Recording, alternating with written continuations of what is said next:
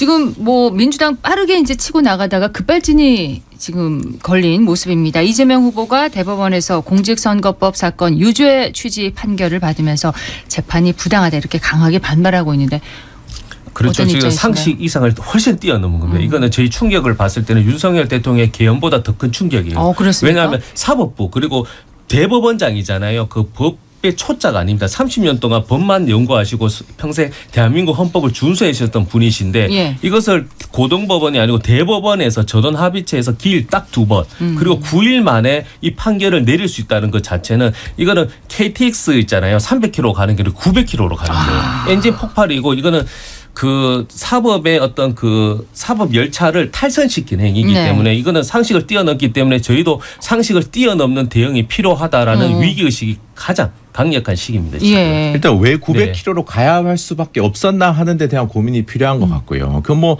대법원 그리고 여기서 사실 더 큰 문제는 사실 입법부가 행정부나 사법부 위에 있다는 생각을 가지고 있는 것 같아요. 그러니까 같아요. 입법부가 모든 걸 다 해결하려고 하는 거죠. 사실 대통령제의 근간은 상권 분립에 있습니다. 체크 앤 밸런스. 우리가 서로 견제하는 게 핵심인 거죠. 근데 이 견제가 너무 과해져가지고 그 권한을 넘어가면 안 되는 문제가 있죠. 지금 사법부를 향해서 이렇게 많은 압박을 가하고 있는 것 자체가 사실 이 국가적 시스템 우리가 뭐 국가적 시스템을 보호하기 위해서 그랬다라고 민주당이 계속 얘기는 하지만 이 지금 하고 있는 행위가 과연 그럼 국가적 시스템을 존중하는 것이냐 여기에 대해서 사실 고민해 볼 필요는 있는 거죠. 네. 일단 그 조희대 대법원장의 탄핵 카드 민주당이 어쨌든 보류를 했는데 상황에 따라 뭐 달라질 수도 있는 건가요? 그렇죠. 그거 포기한 게 아니고요. 이제 그 우리가 헌법재판소 기존에 한번 봤었잖아요. 학습 효과. 그러니 이제 한덕수 대행도 헌법재판관 임명 3명 임명 안 한 것은 위헌행위인데 탄핵을 바로 다음 날 했기 때문에 그 시간적 여유가 없다. 그래서 우리는 민주당 입장에서는 시간적 여유를 가지고 국민들에게 호소하고 설명하고 홍보하는 겁니다. 이 조희대 대법원장이 어떤 일을 했나. 이재명 후보를 싫어할 수도 있습니다. 민주당이 싫어할 수도 있어요. 그러면 본인이 사인으로 후보를 나오면 되는 겁니다. 그런데 공인의 위치로서 그것을 헌법 절차에 대해 미주적 절차성을 생략하고 본인이 확언하고 단언해버린 겁니다. 그래서 결과도 저희들은 납득할 수도 없지만 절차적 그 9일 만에 어떻게 그 모든 사건의 총체적 진실을 알 수는 없는 거거든요. 그렇기 때문에 저희는 국민께 문제 제기하고 탄핵할 수 있는 그 어떤 환경을 만들어가는 과정입니다. 저희는. 설득의 그렇죠. 설득의 시간.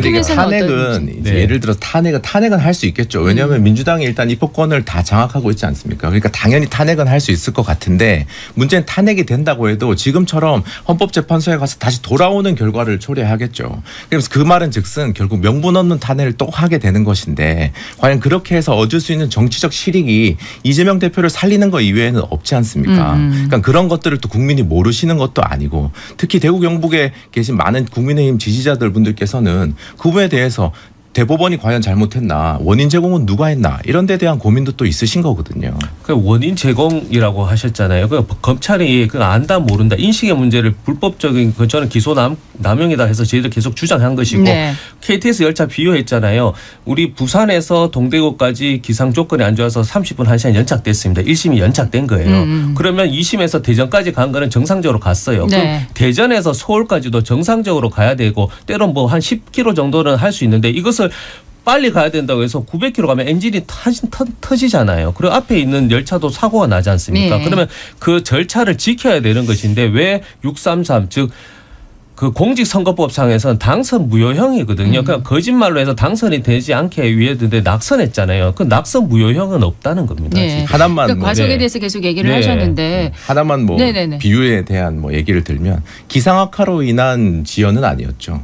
이재명 대표가 스스로 지원을 하신 거니까. 아니 검찰이 30명 이상의 그 증인을 했기 때문에 이제 검찰 때문에 계속 질질질 끌어서 2년이 된 것이죠. 자 그렇다면 사법부가 재판 연기를 수용할까요? 가능성은 어느 정도 보세요? 저는 재판 연기를 수용하지 않을 것 같습니다. 아까 말씀드린 것처럼 이게 탄핵이 된다고 해도 이 재판이 계속 뭐 멈출 수는 없는 문제잖아요. 그리고 사법부 자체도 이렇게 헌법 적으로 삼권 분립의 핵심 폴입니다. 핵심 기둥인 거죠. 입법부가 이렇게 강하게 뭐 입법권이 강하게 압박을 한다고 해서 사법권이 거기에 대해서 뭐 이것을 어떻게 본인들의 태도를 조정할 필요는 없는 거죠. 물론 사법부도 사법부대로 네. 고민은 있을 텐데 네. 거기에 대해서 뭐 이걸 받아들인다 이런 건 좀 상상하기 어려울 것 같습니다. 저는 사법부는 이제 민주당 편도 들어서도 안 돼 국민의힘 편도 들어서 안 돼. 정말 국민의 편. 그래서 원칙대로 하시면 됩니다. 그 네. 일반 국민들도 뭐 여러 가지 자영업자 일정이라든지 개인 일정으로 해서 재판이 연기될 수 있는 거예요. 그러면 지금은 대한민국 대통령 뽑는 선거잖아요. 그러면 통상적으로는 연기하는 게 맞는 것이죠. 그런 논의 자체를 하고 나서 본인들이 판단했어야 되는데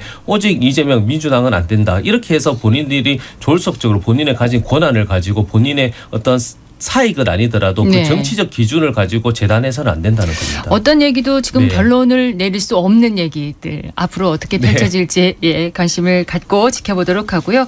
아, 시간이 너무 빠릅니다. 지난번보다 훨씬 뜨거운 토론이 맞아요. 왔습니다. 특집 한번 더 해주십시오. 진짜. 네, 정치토크 창과 방패 더불어민주당 4050 특별위원회 서재헌 대구본부장 김대식 정치평론가 두 분 고맙습니다. 네, 감사합니다. 네, 감사합니다.